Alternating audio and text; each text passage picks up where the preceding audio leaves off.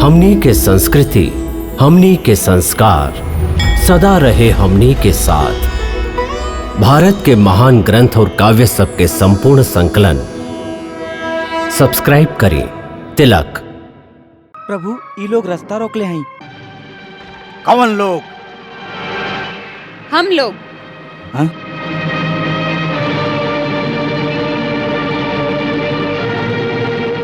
बाकी का है? काहे कि हम लोग कान्हा के गोकुल से ना जाए दे। बाकी का है?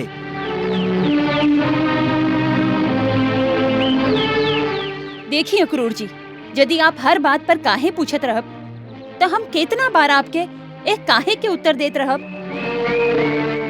बस हम कह देली कि कान्हा के गोकुल से ना जाए देव। कुछ कहत काहे नहीं ख अक्रूर जी से? हम इनका कुछ ना कह सकी। काहे न कह सकेला?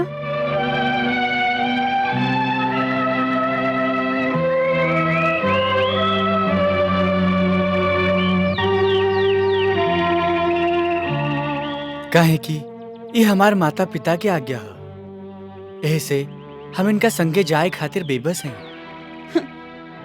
एक दिन आपन माता पिता की आज्ञा से बेबस होके चल जाइबा, ई बात तब न सोच ले रहा जब मुरली बजा के हम लोग के आपन प्रेम जाल में फंसा ले रहा।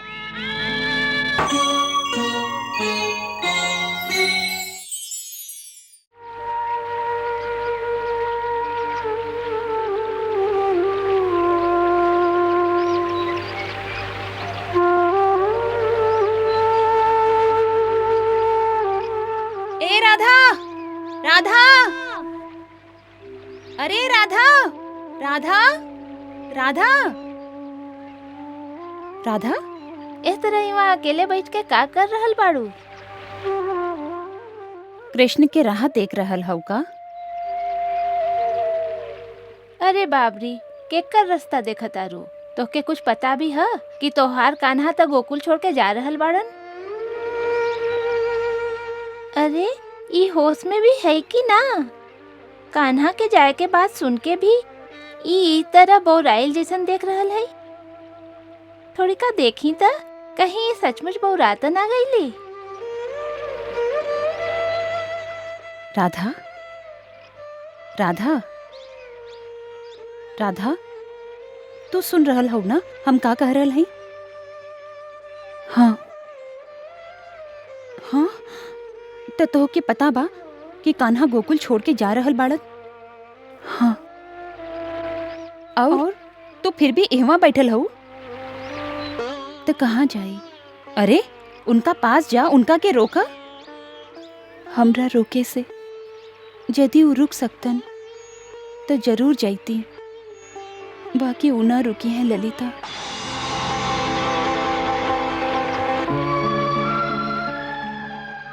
तो से मिलल रहलन। हाँ, इहवा आइल रहलन। हाँ, फिर का भाई? वो चल गईलन और तू उनका रोक लू ना? रोक ले रही, फिर वो चल गईले।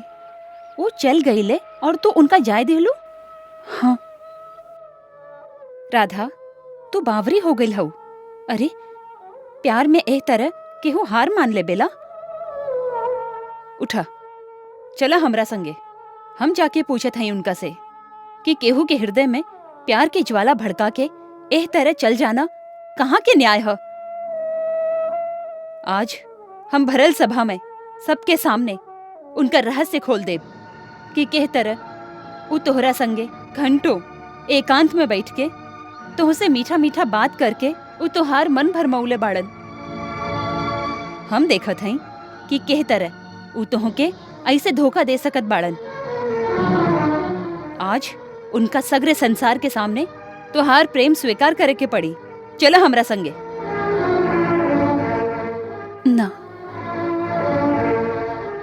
हम ना जाइब। काहे? सगरे संसार के सामने ना हम आपन प्रेम के अपमानित करब और ना आपन प्रियतम के अपमानित करब।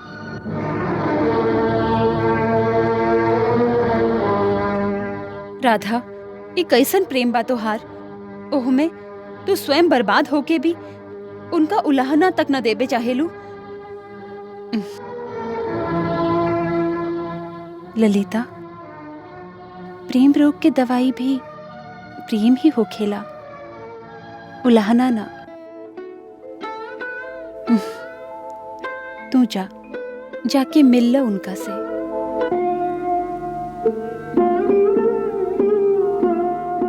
तू धन्य हो राधा।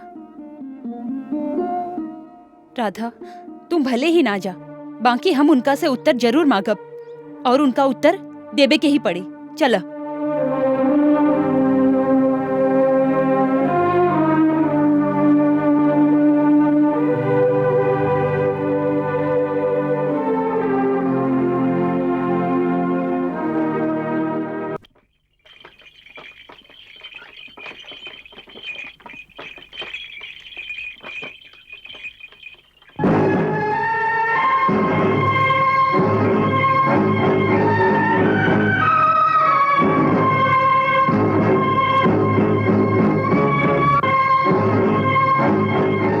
का भइल? प्रभु ई लोग रास्ता रोकले हैं। कौन लोग? हम लोग। हाँ?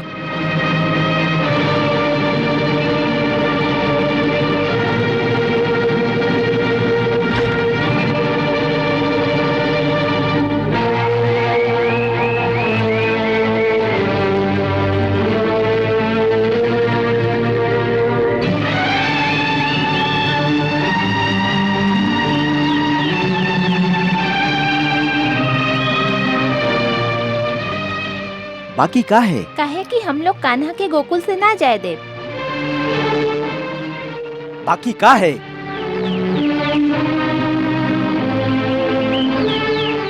देखिए अक्रूर जी, यदि आप हर बात पर काहे पूछत रहब तो हम कितना बार आपके एक काहे के उत्तर देत रहब। बस हम कह दिली कि कान्हा के गोकुल से ना जाए देव। एहमे काहे के तो कौनो प्रश्न ही नहीं खे। बाकी लड़की लोग हमके मथुरा पहुँचे के बा, एह तरह जगह जगह पर रुकब तो हमके देरी हो जाई। यदि आपके जल्दी जाए के बा तो कान्हा के रथ से उतार दीही और स्वयं रथ लेके चल जाई। हमके एहमे कौनो आपत्ति नहीं खे। यदि हम कान्हा के संगे लेके ना जाइब तो हमार इहवा आयल बेकार हो जाई। और यदि आप कान्हा के ऐसे ले जाए तो हमार पूरा जीवन बेकार हो जाए। आपके नाम तो अक्रूर है, बाकी आपके अंदर क्रूरता एह तरह भरल है जैसे नाग के अंदर विष भरल होखेला।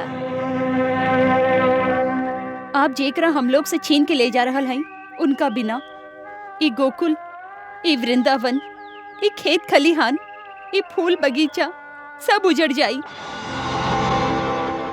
और हम ही आपन जीते जी ना होके देव। ऐसे रास्ता में ठाड़ है कि कान्हा के ले जाए के बाद तो हमरा ऊपर से रथ ले जाई, ताकि जब कान्हा ही ना रहे तो हमारे शरीर में प्राण भी ना रहे। हम लोगन पर इतना जुल्म मत करिए अक्रूर जी, हम आपके हाथ जोड़त हैं। हम लोग पर दया करी, इतना जुल्म मत करिए हम लोगन पर। हम केहू पर कोनो जुल्म ना कर रहल हैं। हम कान्हा के माता पिता के आज्ञा के पालन कर रहल हैं और उनकर आज्ञा के पालन कैल इनकर भी धर्म बा। हमके धर्म वर्म के बात मत समझाई। हम भोली भाली ग्वालिन लोग ये सब बात ना समझेली। हम तो खाली इतना जानी ले कि कौनो सीधी सादी अनजान लड़की के हृदय में प्रेम के ज्वाला भड़का के ओकरा ए तरह अचानक छोड़ के भाग जाना धर्म नहीं खे, महापाप है, छल है। अरे इनका का कहतारू? वो निर्दयी कान्हा के देखा चुपचाप बैठल हमार तमाशा देखतारन, कुछ बोलत भी नहीं खन और इनका के कुछ कहत भी नहीं खे। कुछ कहत काहे नहीं खा अक्रूर जी से? हम इनका कुछ ना कह सकी। काहे न कह सकेला?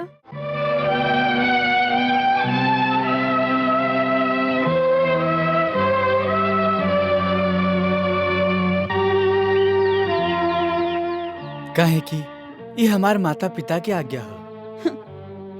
एक दिन आपन माता पिता की आज्ञा से बेबस होके चल जाइबा। ई बात तब न सोच ले रहा जब मुरली बजा के हम लोग के आपन प्रेम जाल में फंसा ले रहा। यदि तू ही समझत हो कि प्रेम के रिश्ता खाली हमरा यहाँ रहे से ही दृढ़ हो सकेला और हमरा चल जाए से ये प्रेम के रिश्ता टूट जाई, तब फिर तू प्रेम के रिश्ता के ना समझ लू।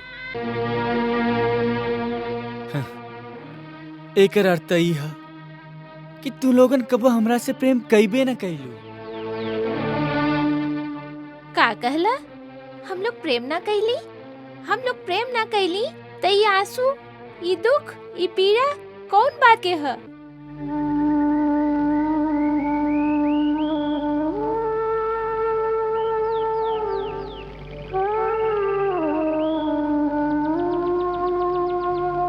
ई आंसू, ई पीड़ा, ई दुख, ई खाली मोह के दुख है।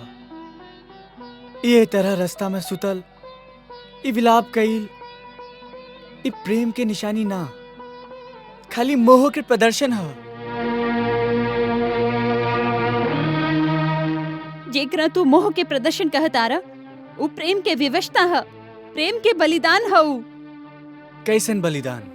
आपन प्राण के बलिदान।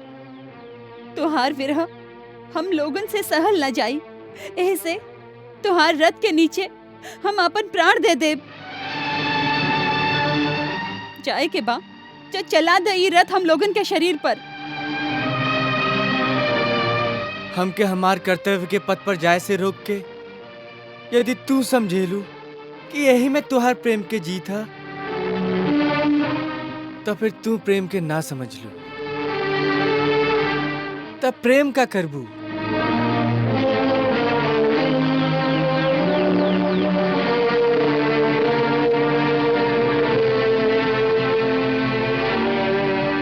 उठा उठा उठा उठा।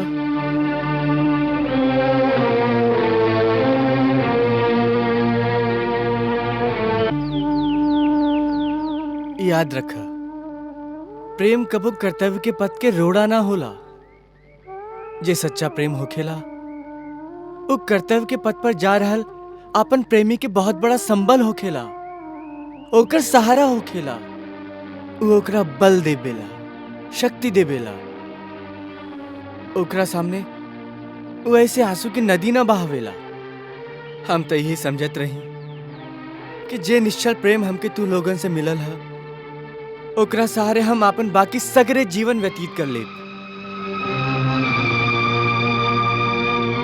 हम तू लोगन के हो अगाध प्रेम के अपन हृदय के गहराई में छिपा के ले जात रही कि राजनीति और राजमहल के हो मिथ्या वातावरण में स्वार्थ, झूठ, लोभ और हिंसा से भरल उन लोगन के बीच रहत रहत जब को वो हमार मन घबराई, तो हम अपन हृदय में झांक के तो हर निश्चल और निस्वार्थ प्रेम के झांकी के देख के आपन मन के शीतल कर लिहल करब। जैसे जैसे जीवन के सुंदरता पर हमार विश्वास हर बार दृढ़ होत रहे।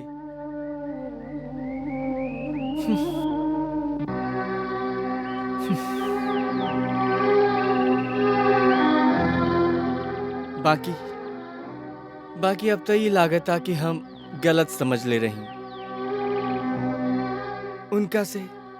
उनका से प्रेम की आशा कैले रही हम, जे प्रेम के अर्थ भी न जाने ली।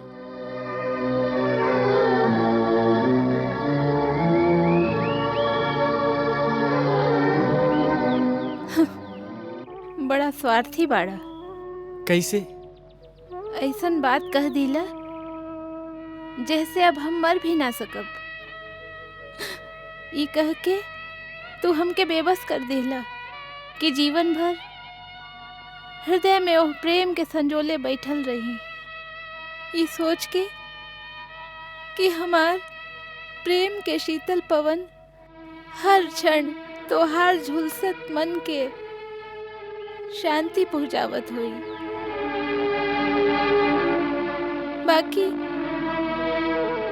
बाकी हमार मन के तो इतना भरोसा तक ना दियवला कि हमार भाग्य के फिर कबो तो हर चरण के शीतल छाया मिली,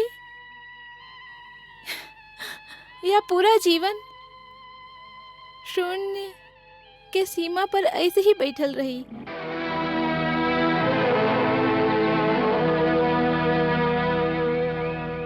ना, जीवन शून्य ना हुई। हम एक बार फिर आई।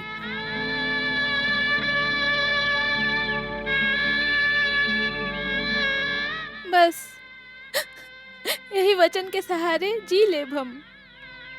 हमरा पर भरोसा रखा, हमार वचन झूठा ना हुई।